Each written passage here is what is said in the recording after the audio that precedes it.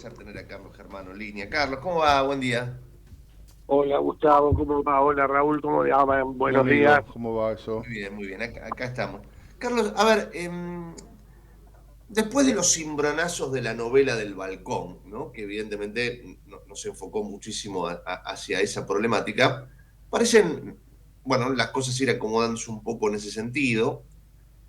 Y uno empieza a poner los ojos nuevamente, Carlos, en el supuesto crecimiento económico de la Argentina y esa luz al final del camino. Según el gobierno, esto está, los números son positivos, según la oposición, esto es un desastre. ¿Cuál es la verdad de todo esto? A ver, yo lo que creo es que este es un gobierno en el cual la sociedad, la sociedad eh, fue, fue de alguna manera reclamándole un tema. El tema que le reclamó en su momento fue el tema económico y la baja en inflación. Y trabajó activamente en eso, logró resultados importantísimos. Recordá que el primer índice de inflación está en la era Milei, porque él recibió el primero en la era Fernández Massa, Cristina Kirchner, pero el primero fue 25.4, que se conocía ya por febrero, que fue el mes de enero. El último, si mal no recuerdo, fue 1,5. O sea que en ese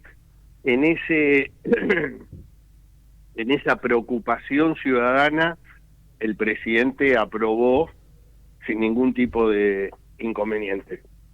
Obviamente me parece que resolvió el otro tema central, ver cómo renegociaba la deuda. En ese escenario también avanzó muchísimo. Y hay un tercer rubro donde creo que hay mucho de relato y poco de programas y proyectos de mediano y largo plazo. Es todo el sistema de regulación que está planteando el ministro de la Desregulación, Federico Sturzenegger, donde el eje central, por eso hablo de relato, habla específicamente de la motosierra. Pero me parece que la motosierra tiene que ir acompañado con proyectos de mediano y largo plazo.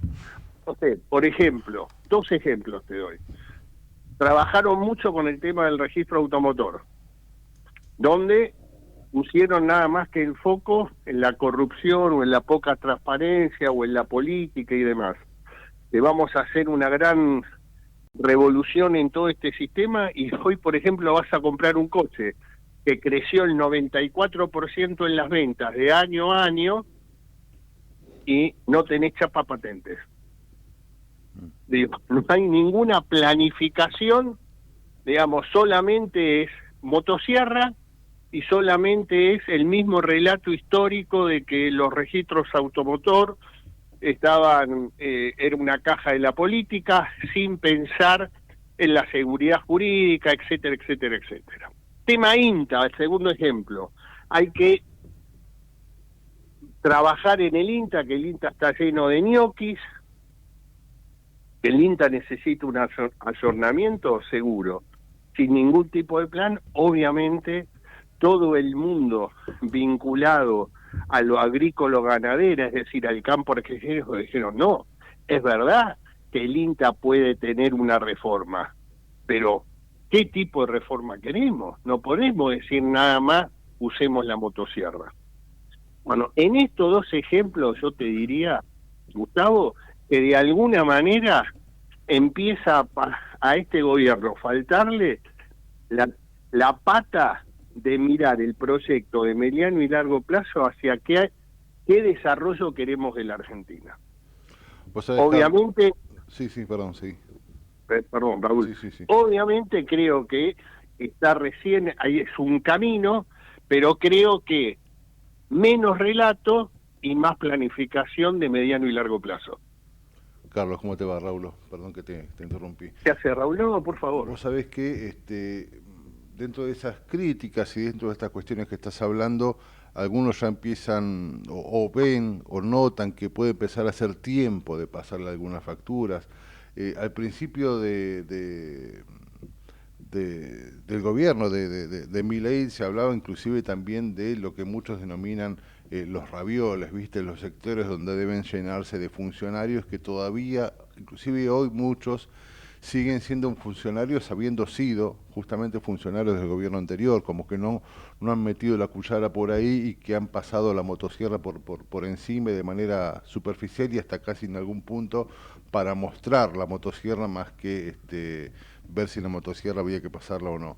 Esas críticas empiezan a ser profundas, pero además, y ahí viene la pregunta, hoy leía en la tapa de Clarín algo que de alguna manera seguramente muchos deben estar viviendo, que tiene que ver con esta cuestión de que la dispar reactivación económica o la recuperación económica medio como dibujando una grieta, ¿no? Donde se plantea que mucha gente no llega a fin de mes, no llega, o que inclusive no resigna gastos para cubrir algunos otros, y otra parte de la Argentina que no solo compran dólares, sino que consume inclusive en el exterior.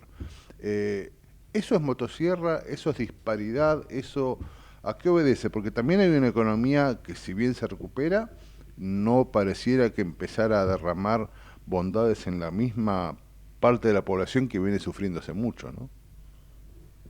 A ver, yo creo que lo que se está dando, Raúl, es algo que realmente, yo tengo muchos años en esto, es que hay una sociedad que en su metro cuadrado no la está pasando bien. Una sociedad donde más de casi un 40-45% no está llegando a fin de mes. Pero lo que está planteando es que a nivel macro están pasando cosas, se están tomando medidas que nunca antes se habían tomado y que de alguna manera, hay posibilidades de empezar a prever futuro. Esto creo que tiene que ver con años y años donde la inflación, y más lo que generaciones como las nuestras, nos acompañaron toda la vida. De ahí el tema Milei presidente en el 2023, una figura totalmente ajena a la cultura política argentina, al menos desde el 83 a esta parte. Y la sociedad está dando un nivel de tranquilidad, un nivel de paz social, sabiendo perfectamente que la está pasando mal. Bueno, esto me parece que genera también, por eso digo, la responsabilidad que el gobierno tiene para empezar a dar soluciones. Si no, y esto me parece que el gobierno no lo está terminando de leer, es lo que estás viendo, al menos a mi entender, en estas 7 elecciones que se dieron desde el 13 de abril en la provincia de Santa Fe hasta la última en Misiones, donde 4 de cada 10 argentinos en condiciones de votar, recordemos siempre que el voto en la Argentina sigue siendo obligatorio, no fueron a votar. Y no fueron a votar es porque no tienen alternativa, porque las alternativas son más de lo mismo, sin hacerse cargo ni en una autocrítica de lo que pasó, con las mismas caras y las mismas políticas que llevaron al fracaso y que la sociedad optó por Milei presidente, y digamos que no ven en Milei la posibilidad de que esto cambie realmente. Entonces directamente se desenganchan, no van a votar. Digo, este me parece que es el dilema en el cual estamos viviendo en este momento. ¿Sabes, Carlos? Por un lado tenés, es verdad, toda esta gente que no va a votar, que es importantísimo dentro del padrón. Pero después, vos fíjate, yo sigo, por supuesto, periodísticamente muchos portales vinculados al peronismo, al kirchnerismo, obviamente miro C5N como miro todo, trato de estar un poquito en tema de lo que está ocurriendo. Y yo lo que noto en el peronismo es, por supuesto, echarle la culpa a los que no van a votar, ¿no? Como si fueran parte de lo nefasto. Pero después se rasgan las vestiduras con el votante histórico del peronismo, que no los está votando, y y no terminan de entender por qué. Bueno, la respuesta es fácil, no le han dado nada. Digamos, ha sido una tragedia económica en Argentina en los últimos años. Es fácil de entender, pero como vos bien decís, no hay autocrítica. Ninguna. Pero fíjate, son las mismas caras, que hablan del Estado presente. ¿No? El Estado desapareció ahora y está el Estado presente. Decime el Estado presente a lo que te llegó. Yo ayer leía el comunicado que sacó la conferencia económica de la Conferencia Episcopal Argentina con respecto a cómo el narcotráfico entró fuertemente en los barrios populares, ¿no? Y la pregunta es que la responsabilidad del gobierno de Milei. Mirá, Gustavo, en el año 2003 la Fundación Konrad Adenauer, ¿viste? La fundación alemana ligada a la democracia cristiana alemana, me convocó. Había llegado un nuevo director, Hans Blomeyer, y me dice, che, explícame qué es esto de los piqueteros. Recién empezaban a alumbrar, ¿te acordás? Después de la implosión de la Argentina en el 2001. Claro. Entonces hicimos una investigación. Cuando empezó a aparecer Luis Delía, en esa época. Y en ese momento me acuerdo que jugaba muy fuerte como piquetero un muchacho llamado Juan Manuel da Funcio, que era de la zona sur. Hicimos todo un trabajo que fueron 150 entrevistas en profundidad, desde Avellaneda hasta Florencio Varela, con dirigentes sociales, con sindicalistas, con políticos. Y me acuerdo que una de las conclusiones centrales de ese trabajo fue: ¿qué estaba pasando en los barrios? Un corrimiento de los punteros políticos tradicionales, que eran un foco de contención fundamentalmente peronistas o radicales. Que eso de alguna manera estaba reemplazado por las iglesias o clubes o centros comunitarios, pero empezaba a aparecer un nuevo actor social en estos barrios populares. En ese momento se llamaban villas miserias, hoy con barrios populares. ¿Qué aparecía? Aparecía el dealer, que era el paso previo a lo que después pasó, que fue la incorporación clara, concreta, de toma de barrio del narcotráfico, en connivencia, con sectores de la política, con sectores judiciales y con medios, con todo lo que tiene que ver con el aparato de seguridad en la provincia de Buenos Aires. Ahora, esto no es de ahora, esto viene hace 24, 25 años, en el deterioro. Seguro.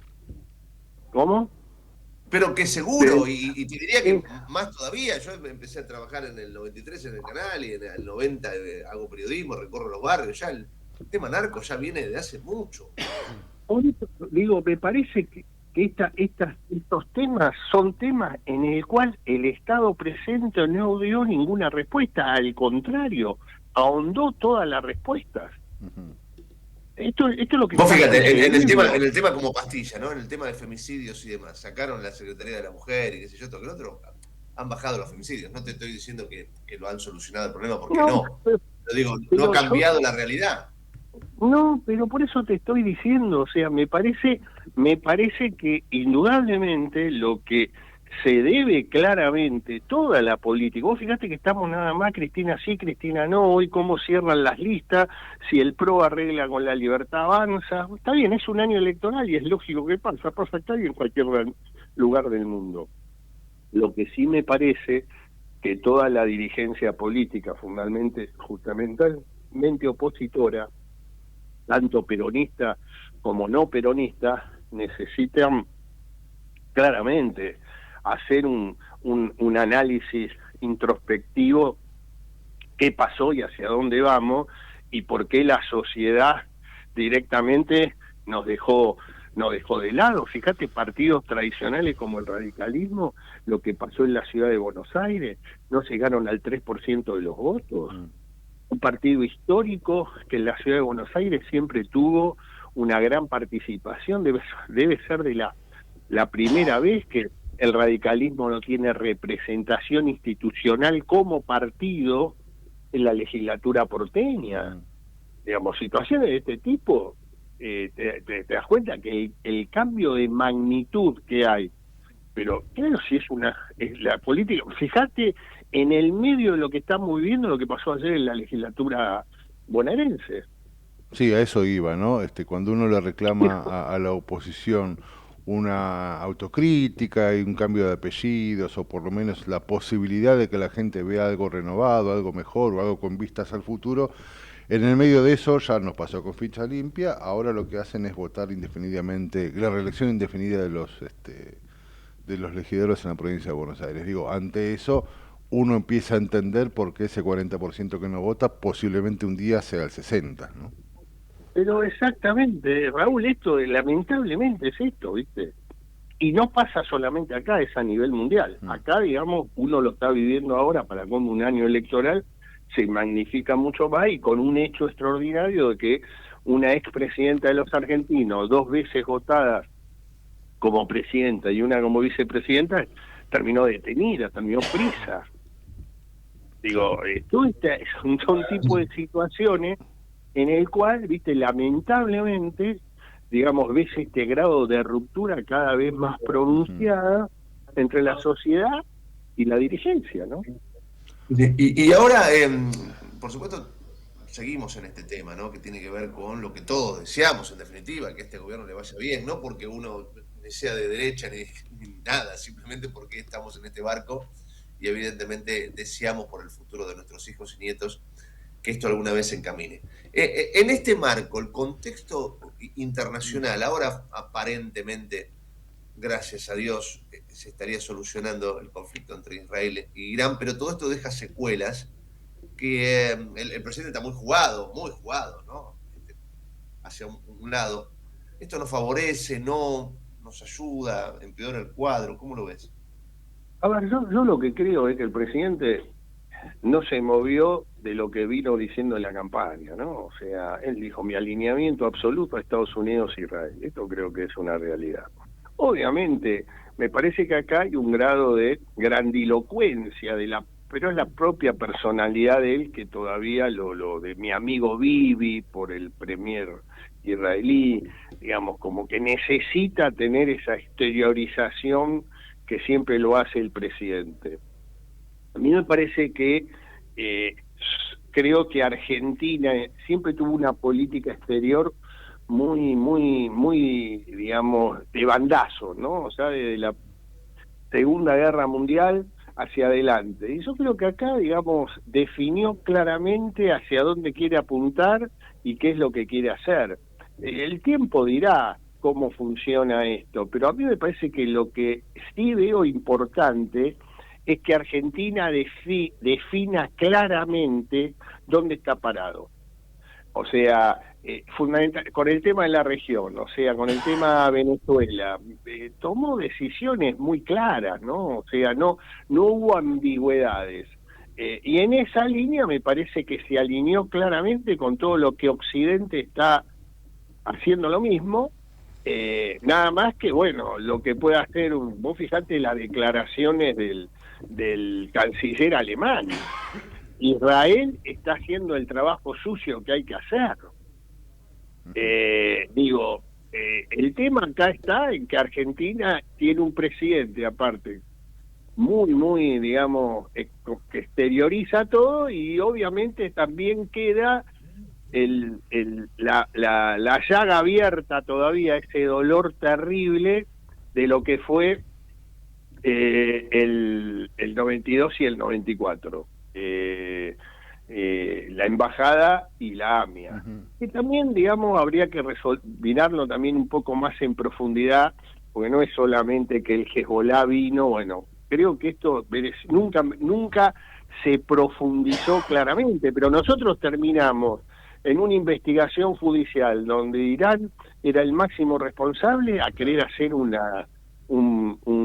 pacto, digamos, una alianza estratégica con Irán. Por eso digo, te estoy hablando de los bandazos. Acá me parece que definió, podés estar de acuerdo o no acuerdo, bueno, esto se resolverá en un proceso electoral en el cual la sociedad apoya o no apoya.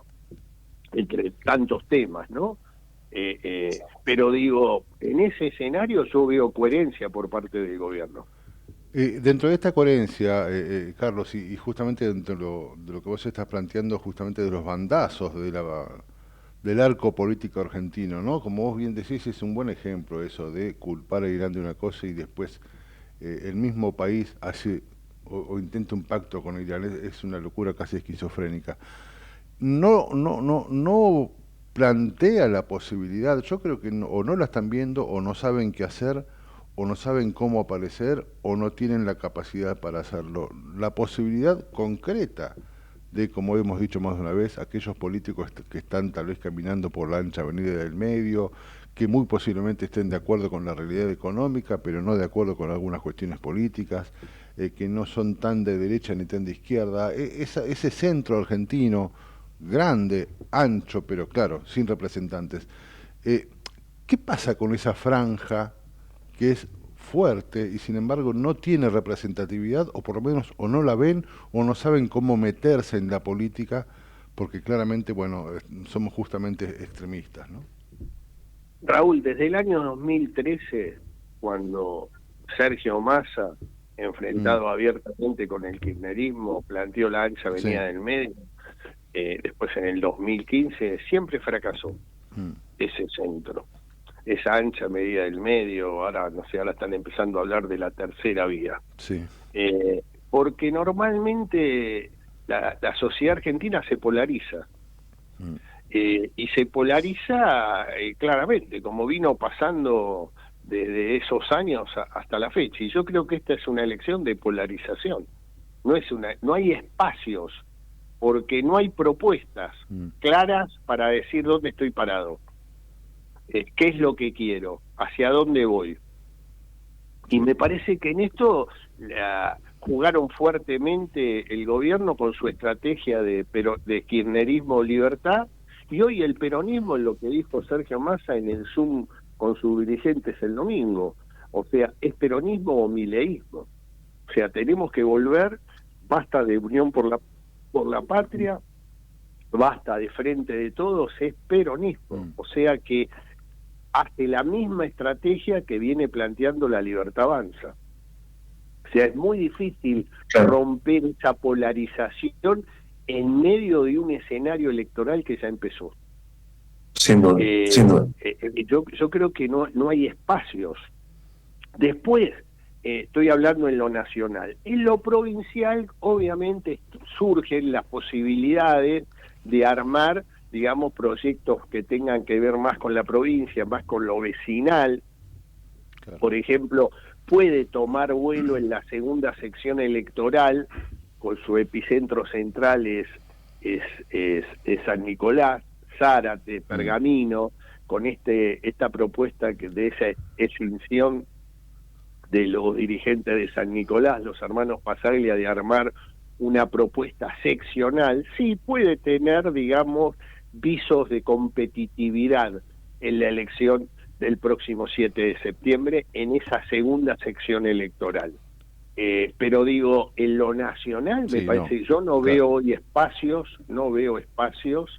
en el cual haya posibilidades de armar una tercera vía. En las provincias se da, vos fíjate lo que pasó en Salta, creo que se dan ese tipo de situaciones de trabajar, de romper, porque también tenés un peronismo muy destruido, tanto en Jujuy como en Salta, históricamente gobernadas por peronismo. El peronismo, para que tomemos conciencia, en la capital de Jujuy, San Salvador, sacó el 8% de los votos, no llegó al dígito. Lo mismo que en Salta capital, o en toda la provincia, el peronismo en Salta no llegó tampoco al dígito. Digo, después tiene cada uno las particularidades, pero a nivel nacional me parece que la polarización es imposible romperla. Carlos, querido, como siempre, qué placer enorme charlar contigo para, pensar un poquito dónde estamos parados. Te mandamos un abrazo enorme y el cariño de siempre. Abrazo grande y terminen bien en vida. Gracias. Igualmente, Chau, el gran Carlos Germano.